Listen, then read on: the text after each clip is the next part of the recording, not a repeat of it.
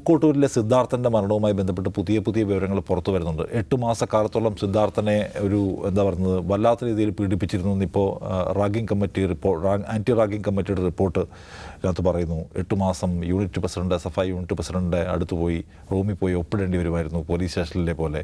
ഇയാൾ അവിടെ ആളുകൾക്കിടയിൽ പോപ്പുലർ ആയിരുന്നതിൻ്റെ അസൂയ കൊണ്ടാണ് പലപ്പോഴും ഇയാളോട് ദ്രോഹ നിലപാട് സ്വീകരിച്ചിരുന്നതെന്നൊക്കെ അതിനകത്ത് ചൂണ്ടിക്കാട്ടുന്നുണ്ട്. അതിനിടയ്ക്ക് 33 വരെ പുറത്താക്കിയവരെ VC തിരിച്ചെടുത്തിരുന്നു. ആ തിരിച്ചെടുത്ത നടപടി ശരിയായില്ല എന്ന് പറഞ്ഞ് ഗവർണർ അദ്ദേഹത്തെ ശാസിക്കുന്നു, അദ്ദേഹം സ്വമേധയാ രാജിവെക്കുന്നു. അങ്ങനെ കുറേയധികം സംഭവങ്ങൾ നമ്മൾ ഇന്നലെ കാണുകയും ചെയ്തു. ഇന്നിപ്പോൾ സിദ്ധാർത്ഥൻ്റെ അച്ഛൻ പറയുന്നു, ശരിയാവണ്ണം അന്വേഷണം നടക്കുന്നുണ്ടോ എന്ന് എനിക്ക് സംശയമാണ്, താൻ വഞ്ചിക്കപ്പെട്ടോ എന്ന് സംശയിക്കുന്നുവെന്ന്. പോലീസ് കൊടുക്കേണ്ട CBIക്ക് സമർപ്പിക്കേണ്ട പെർഫോമർ റിപ്പോർട്ട് അവർ വൈകിച്ചു എന്നുള്ള ആരോപണം വരുന്നു. ഇപ്പോൾ വളർത്തിയെടുക്കപ്പെട്ടത് കൊടുക്കാനുള്ള നടപടികൾ നടക്കുന്നു. അങ്ങനെ ഒരു ഇപ്പോഴും ചില കല്ലുകടികൾ അതിൽ അവശേഷിക്കുന്നുള്ള സംശയം ഉയർന്നു വരികയാണ്.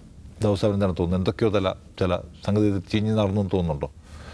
അല്ല, അങ്ങനെ ഇപ്പോൾ സിദ്ധാർത്ഥൻ്റെ മരണവുമായി ബന്ധപ്പെട്ട് എന്ത് പറഞ്ഞാലും അത് ജനം വിശ്വസിക്കുന്നൊരവസ്ഥയുണ്ട്. എന്ന് വെച്ചാൽ മലയാളികൾ അത്രത്തോളം ഞെട്ടലോടുകൂടി കേട്ടൊരു വാർത്തയാണത്. ഇപ്പോൾ സിദ്ധാർത്ഥൻ്റെ അച്ഛൻ എന്ത് ആരോപണം ഉന്നയിച്ചാലും അച്ഛൻ പറയുന്നതാകും ശരി എന്നേ മലയാളി വിശ്വസിക്കുകയുള്ളൂ. ഗവർണർ അതിലെന്ത് ഇറങ്ങിക്കളിച്ച ഇപ്പോൾ ആരിഫ് മുഹമ്മദ് ഖാൻ്റെ പല നടപടികളുമായി ഇപ്പോൾ മലയാളികൾക്ക് പൊതുവെ വിമർശനമുണ്ട്. അദ്ദേഹം കേന്ദ്രത്തിൻ്റെ അജണ്ടകൾ, സംഘപരിവാറിൻ്റെ അജണ്ട നടപ്പിലാക്കുകയാണ്. പക്ഷേ സിദ്ധാർത്ഥൻ്റെ കാര്യത്തിൽ അദ്ദേഹം എത്ര ഇറങ്ങിക്കളിക്കുന്നു അതിനനുസരിച്ച് അദ്ദേഹത്തിന് കയ്യടി കൂടുകയുള്ളൂ. ഇപ്പം നോക്കൂ, ഈ VC ഇപ്പോൾ ഇന്ന് രാജിവെച്ച VC അദ്ദേഹം ഈ സിദ്ധാർത്ഥൻ്റെ സംഭവം ഉണ്ടായതിന് ശേഷം വന്ന VC ആണ്. കാരണം ആദ്യത്തെ VC അദ്ദേഹത്തെ ഗവർണർ തന്നെയാണ് മാറ്റി നിർത്തുന്നത്. അപ്പോൾ അദ്ദേഹത്തിന് രാജിവെക്കേണ്ടതെന്ന് പറഞ്ഞാൽ ഗവർണർ ഓഫീസ്, ചാൻസലറുടെ ഓഫീസ് അത്രയും അധികം അതിൽ ഇറങ്ങിക്കളിക്കുന്നു എന്നാണ് അത് നമ്മൾ മനസ്സിലാക്കുന്നത്. അപ്പോൾ ഇന്ന് ഏതൊരു പത്രത്തിൽ വന്നത്, ഗവർണർ ഇദ്ദേഹമായിട്ട് ടെലിഫോണിൽ സംസാരിക്കുന്നു, രൂക്ഷമായി സംസാരിക്കുന്നു, നീ സ്വമേധയാ രാജിവെക്കുക അല്ല ഞാൻ നിന്നെയും പുറത്താക്കും എന്ന് ഗവർണർ അദ്ദേഹം അങ്ങനെയൊക്കെ സംസാരിച്ചിട്ടുണ്ടെങ്കിൽ നമുക്ക് ഊഹിക്കാവുന്നതാണ്. അപ്പോൾ എന്തുകൊണ്ടാണ് ആ ഒരു ആത്മവിശ്വാസം ലഭിക്കുന്നതെന്ന് ചോദിച്ചാൽ, ഞാൻ മുമ്പ് സ്വരാജ് പറഞ്ഞു, ഞാൻ എന്തു ചെയ്താലും എനിക്ക് പിന്തുണ കിട്ടും എന്ന് ഗവർണർക്ക് ഉറപ്പുണ്ട്. യൂണിവേഴ്സിറ്റികളിൽ പൊതുവെ ഗവർണർ ഇത്രയധികം ഇടപെടുന്നതിൻ്റെ കാരണമായിട്ട് അദ്ദേഹവുമായി ബന്ധപ്പെട്ട കേന്ദ്രങ്ങൾ പറയുന്ന കാരണം ഇത് തന്നെയാണ്. യൂണിവേഴ്സിറ്റികളിൽ മൊത്തത്തിൽ ഇവരുടെ ഒരു കളിയാണ്. ഇവരുടെ നേതാക്കന്മാരുടെ ഭാര്യമാർക്കും ബന്ധുക്കൾക്കും ജോലി കൊടുക്കുക. ഇപ്പോൾ നോക്കിക്കഴിഞ്ഞാൽ MP രാജേഷിൻ്റെ ഭാര്യ, വി രാകേഷിൻ്റെ ഭാര്യ, P രാജീവിൻ്റെ ഭാര്യ, P ബിജുവിൻ്റെ ഭാര്യ, ആകെ ഒഴിഞ്ഞു പോയത് പാവൻ ഷംസീറിൻ്റെ ഭാര്യ മാത്രമാണ്. ഇങ്ങനെ സർവർക്കും ജോലി കൊടുക്കുക, ഇപ്പുറത്ത് ചെറുപ്പക്കാർ ജോലിയില്ലാതെ തെണ്ടുക. ഇതൊരു തരം ഇവരുടെ ഒരു വൃത്തികെട്ട ആലയമായി മാറിയിരിക്കുകയാണ്. ഇതിനെ ശുദ്ധീകരിക്കുന്ന ഒരു പണിയാണ് നമ്മുടെ ഗവർണർ ഏറ്റെടുത്തിരിക്കുന്നത് എന്ന് വിചാരിക്കുന്ന മലയാളികൾ ധാരാളമുണ്ട്. അതാണ് മറ്റു വിഷയങ്ങളിലുള്ളതിനേക്കാൾ ആവേശത്തിൽ കൺസിസ്റ്റൻ്റായി യൂണിവേഴ്സിറ്റിയുമായി ബന്ധപ്പെട്ട കാര്യത്തിൽ ഗവർണർ ഇങ്ങനെ നിൽക്കുന്നുണ്ടല്ലോ. അതിൻ്റെ കാരണം അതാണ്. അപ്പോൾ ഇവിടെയും ഇത് തന്നെ. ഇപ്പം ഈ കുട്ടികളെ സസ്പെൻഡ് ചെയ്യപ്പെട്ട കുട്ടികളെ തിരിച്ചെടുത്തു. അത് എന്തുകൊണ്ടാണ് തിരിച്ചെടുത്തത്? അപ്പോൾ ആ സസ്പെൻഡ് ചെയ്യപ്പെട്ടവരിൽ വേണ്ടപ്പെട്ട പലരും ഉണ്ടായിരുന്നു എന്നുള്ളത് കൊണ്ടാണ് ഈ തിടുക്കത്തിൽ സസ്പെൻഷൻ പിൻവലിച്ചതെന്നാണ് അതേക്കുറിച്ച് വരുന്ന വാർത്ത.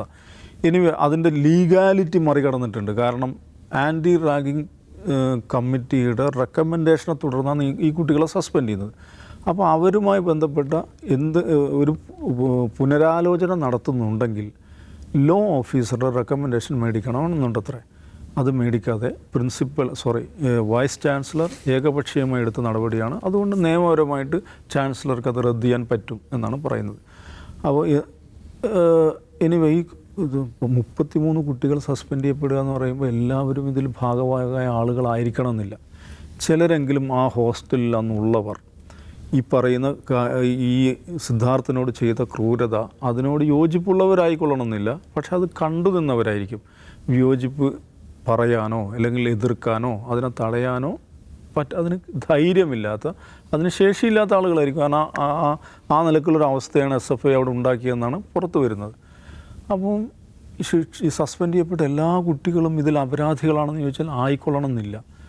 അറിയാതെ പെട്ടുപോയ ആളുകളൊക്കെ ഉണ്ടാകും. അപ്പോൾ അവർ വിദ്യാർത്ഥികളാണ്, വളർന്നു വരുന്ന തലമുറയാണ്, പഠിക്കുന്നവരാണ്. അവരുടെ പഠനം അത് അവസാനിക്കുക, അത് നിർത്തേണ്ടി വരിക എന്നൊക്കെ പറഞ്ഞാൽ അത് പ്രയാസകരമായ കാര്യമാണ്. നമുക്ക് ഒരു കോഴ്സിന് അഡ്മിഷൻ ലഭിക്കുക, ഇപ്പം വെറ്ററിനറി യൂണിവേഴ്സിറ്റിയിൽ ഒരു കോഴ്സിന് അഡ്മിഷൻ ലഭിക്കുക എന്നൊക്കെ പറഞ്ഞാൽ അവർ എൻട്രൻസൊക്കെ എഴുതി കുറേ പ്രയാസപ്പെട്ട് നേടിയൊരു കോഴ്സ് ആയിരിക്കുമല്ലോ. അപ്പോൾ അവരും കുട്ടികളാണ്, അവരും വളർന്നു വരുന്ന തലമുറയാണ്. അവരുടെ പഠനം നിർത്തേണ്ടി വരിക എന്നൊക്കെ, അല്ലെങ്കിൽ വഴിമുടങ്ങി പോകുക എന്നൊക്കെ പറയുന്നത് സങ്കടകരമായിട്ടുള്ള കാര്യമാണ്. എങ്ങനെയെങ്കിലും അവരുടെ പഠനം മുന്നോട്ട് കൊണ്ടുപോകാൻ സാധിക്കില്ല, അതാണ് വേണ്ടത്.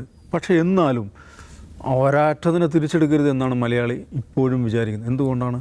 അമ്മാതിരി ക്രൂരതയാണ് സിദ്ധാർത്ഥിനോട് ചെയ്തിട്ടുള്ളത്. നമുക്ക് സങ്കല്പിക്കാൻ പറ്റാത്ത ക്രൂരതയാണ് ചെയ്തിട്ടുള്ളത്. അവിടെയുള്ള സർവരും ഈ പറയുന്ന വലിയ വലിയ ചെഗുവേര ചിത്രമൊക്കെ വരച്ച് വെച്ച ആളുകളൊക്കെ അതിന് കൂട്ടുനിൽക്കുകയോ അരിനിൽക്കുകയോ അല്ലെങ്കിൽ നിശബ്ദരായിരിക്കുകയോ ചെയ്തു.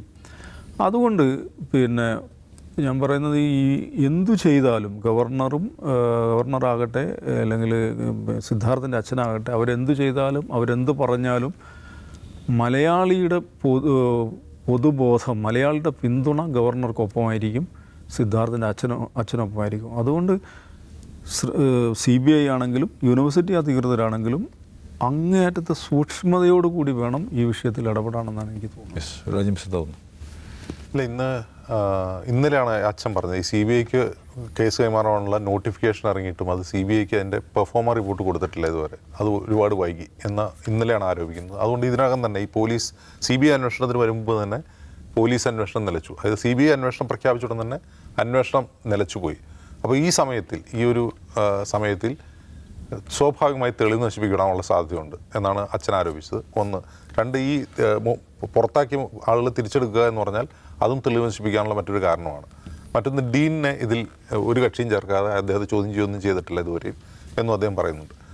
ഇന്ന് നമ്മളിപ്പോൾ ഇങ്ങോട്ട് വരുന്ന സമയത്ത് അന്വേഷണ ഉദ്യോഗസ്ഥനായ DSP ശ്രീകാന്ത് ഡൽഹിക്ക് പോവുകയാണ് ഈ റിപ്പോർട്ട് കൊടുക്കാൻ വേണ്ടി. പോലീസിന് കൈവശമുള്ള ഇടക്കാല റിപ്പോർട്ട് CBIക്ക് കൈമാറുക, പെർഫോമർ റിപ്പോർട്ട് കൈമാറാൻ വേണ്ടി പോവുകയാണ്. ഇതിൻ്റെ അർത്ഥം എന്താണ്?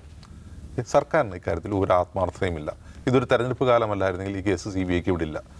തെരഞ്ഞെടുപ്പ് കാലമല്ലെങ്കിൽ കേരള പോലീസിൻ്റെ മനോവീര്യം തകർക്കരുത്, CBI അന്വേഷണം വേണ്ട, നല്ല പോലീസാണ് നമ്മൾ അന്വേഷിച്ച് തീരുമാനിക്കുമെന്നേ ഭരണകൂടം പറയൂ. ഇത് തെരഞ്ഞെടുപ്പ് കാലത്ത് മരിച്ചു എന്നുള്ളതാണ് സിദ്ധാർത്ഥൻ ചെയ്ത ഒരു ഭാഗ്യം. അതുകൊണ്ട് മാത്രം ഇത് അന്വേഷിക്കാൻ വേണ്ടി CBI കൈമാറുന്നു. ഇപ്പോൾ CBI വന്നിട്ട് എന്തെങ്കിലും ചെയ്യുമെന്നുള്ളതല്ല കാര്യം. ഒരു മൂന്നാമതൊരു ഏജൻസി, അതായത് കേസ് അട്ടിമറിക്കാനുള്ള ശ്രമം ഭരണകൂടത്തിൻ്റെ ഭാഗത്തുനിന്നുണ്ടാകുന്നുവെന്ന് സിദ്ധാർത്ഥൻ്റെ കുടുംബം ആരോപിച്ചിരിക്കുക, മൂന്നാമതൊരു ഏജൻസി അന്വേഷിക്കുക എന്നൊരു തീരുമാനമാണ് അതിലുള്ളത്. ഇനിയിപ്പോൾ അവർ വരുന്നതിന് മുമ്പ് തീർച്ചയായിട്ടും ഇതിൻ്റെ തെളിവുകൾ, തുടക്കത്തിലുള്ള തെളിവുകൾ നശിപ്പിക്കപ്പെട്ട് കഴിഞ്ഞിട്ടുണ്ട്. കാരണം സിദ്ധാർത്ഥൻ മരിച്ചു കഴിഞ്ഞ് മണിക്കൂറുകൾ കഴിഞ്ഞിട്ടാണ് അതിൽ FIR ഇടുന്നത്. പോലീസ് അറിയുന്നത് തന്നെ മണിക്കൂറുകൾ കഴിഞ്ഞിട്ട്. രാവിലെ സിദ്ധാർത്ഥനെ മരിച്ച നിലയിൽ കണ്ടെത്തിയിട്ട് വൈകുന്നേരം ആകുമ്പോഴാണ് പോലീസിൽ അറിയിക്കുന്നത് പോലും. അതിനുശേഷം FIR ഇട്ടത് എങ്ങനെയാണ് നമുക്കറിയാം. അത് ആത്മഹത്യയാണെന്ന് പറഞ്ഞിട്ട് FIR ഇട്ടത്. റിമാൻഡ് റിപ്പോർട്ടിലാണ് ഇത് കൊലപാതകത്തിനുള്ള സാധ്യതയുണ്ട്, അന്വേഷിക്കണമെന്ന് പറയുന്നത്. അപ്പോൾ ഇതിനകം തന്നെ ഏതിലാണ് കെട്ടിത്തൂങ്ങിയ വസ്തു പോലും മിസ്സിംഗ് ആണ്. പോലീസിന് അതുപോലും കണ്ടെത്താൻ കഴിഞ്ഞിട്ടില്ല. ഇനി CBI വന്നിട്ട് അത് കണ്ടെത്തുമെന്ന് നമ്മൾ പ്രതീക്ഷിക്കുന്നത് അബദ്ധമാണ്. പക്ഷേ ഇവിടെ ഉള്ളൊരു കാര്യം, ഇപ്പോൾ ഇന്ന് സിദ്ധാർത്ഥൻ്റെ അച്ഛൻ ഗവർണറെ അല്ല കാണാൻ പോയത്, പ്രതിപക്ഷ നേതാവിനെയാണ്. അപ്പോൾ ഈ ഗവർണർ ഇത്രയും ഇറങ്ങി കളിച്ചിട്ട് പോലും സിദ്ധാർത്ഥൻ്റെ അച്ഛൻ ഗവർണറെ കണ്ട് പരാതി പറയാൻ പോയിട്ടില്ല. പകരം പ്രതിപക്ഷ നേതാവിനാണ് കാണാൻ പോയത് എന്നുകൂടി ഓർക്കുക. അപ്പോൾ പ്രതിപക്ഷ നേതാവിൽ എനിക്ക് വിശ്വാസമാണ്. ഭരണകൂടത്തോട് എനിക്ക് പറയാൻ പറ്റുന്നില്ല, എനിക്ക് കുറേ കൂടി വിശ്വാസം വരുന്ന പ്രതിപക്ഷത്തെയാണെന്ന് അദ്ദേഹം പറയുകയും ചെയ്യുന്നു. അപ്പോൾ അതിൽ നിന്ന് സർക്കാർ ഒരു കാര്യം മനസ്സിലാക്കണം. സർക്കാർ മാത്രമല്ല SFIയും ഒരു കാര്യം മനസ്സിലാക്കണം. ഈ സിദ്ധാർത്ഥൻ്റെ പ്രശ്നം ഉണ്ടായതിനു ശേഷം ദിവസങ്ങൾക്കുള്ളിലാണ് നമ്മൾ കേരള യൂണിവേഴ്സിറ്റിയിലെ മറ്റൊരു സീൻ കണ്ടത്. അവിടെ ഒരു വിധികർത്താവ് ആത്മഹത്യയുമായി ബന്ധപ്പെട്ട ഇത്രയും ഒരു സംഘടനയെ പിടിച്ചു കുലുക്കുന്ന ഒരു സംഭവം ഉണ്ടായിട്ട് പോലും ഒരു തരത്തിലുള്ള റിഗ്രറ്റോ, ഒരു തരത്തിലുള്ള വീണ്ടും വിചാരമോ, ഒരു ആത്മവിമർശനമോ ഒന്നുമില്ലാത്തൊരു സംഘടനയായി, ഇൻസെൻസിറ്റീവ് ആയിട്ടുള്ളൊരു സംഘടനയായി SFI മാറി എന്നുള്ളതാണ് ആ സംഭവം തെളിയിക്കുന്നത്. ഒന്ന് ആലോചിച്ച് നോക്കുക, ഒരു സംഘടനയുടെ ഒരു കോളേജിലെ ഭാരവാഹികൾ നേർക്കുനേരെ ഉൾപ്പെട്ട ഒരു കൊലപാതക കേസ്, ഒരു റാഗിങ് വിചാരണ കൊല എന്നൊക്കെ പറയാവുന്ന ഒരു കൊലപാതക കേസ് സംബന്ധിച്ച വാർത്തകൾ കത്തി നിൽക്കുമ്പോൾ മറ്റൊരു യൂണിവേഴ്സിറ്റിയിൽ ഒരു വിധികർത്താവിനെ തടഞ്ഞു വയ്ക്കുക, അദ്ദേഹത്തെ ആക്രമിക്കുക, പിന്നീട് അദ്ദേഹം ആത്മഹത്യ എന്ന് പറഞ്ഞാൽ ആ സംഘടനയുടെ സെൻസിറ്റിവിറ്റി നഷ്ടപ്പെടുന്നതാണല്ലോ മനസ്സിലാക്കേണ്ടത്. കുറഞ്ഞ പക്ഷം ഒരു മാസത്തേക്കെങ്കിലും ഇത്തരം പരിപാടികളിൽ നിന്ന് മാറി നിൽക്കുമെന്ന് തോന്നില്ലേ? അപ്പോൾ ഇതൊന്നും അവരെ ബാധിക്കുന്നേ ഇല്ലാത്ത വിധം വേറെ ഒരു രീതിയിൽ കണ്ടീഷൻ ചെയ്യപ്പെട്ട ഒരു സംഘടനയായി മാറി. അപ്പോൾ ഈ കാര്യത്തിൽ സർക്കാരും SFIയും ഒരേ തരത്തിൽ ആത്മവിമർശനം നടത്തേണ്ട ഒരു അവസ്ഥയാണ്. പക്ഷെ അതിന് തെരഞ്ഞെടുപ്പ് മാത്രം പ്രേരണയാകരുതെന്ന് പറയാം. സിദ്ധാർത്ഥൻ്റെ മരണവും അന്വേഷണവും അതിൽ സർക്കാരിന് ആത്മാർത്ഥതയില്ല എന്നുള്ള ചോദ്യം അവിടെ ഉണ്ട്. നമുക്ക് നാളെ ഇരിക്കാം. ഇനി നമസ്കാരം.